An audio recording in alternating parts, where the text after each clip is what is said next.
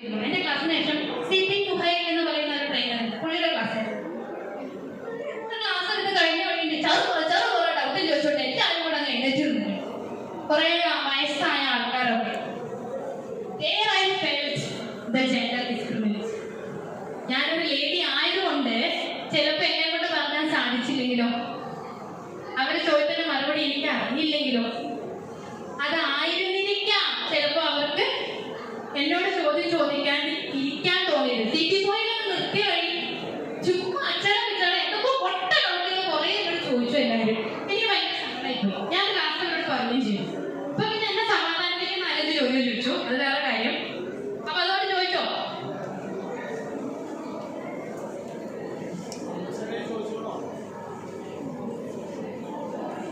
എന്ത് ചോദിക്കാട്ടോ? ഞാൻ ഉപയോഗിച്ചിരുന്ന ഐലൈനറിന്റെ കമ്പനി വേണമെങ്കിൽ ചോദിക്കാം, എന്ത് ചോദിക്കാം.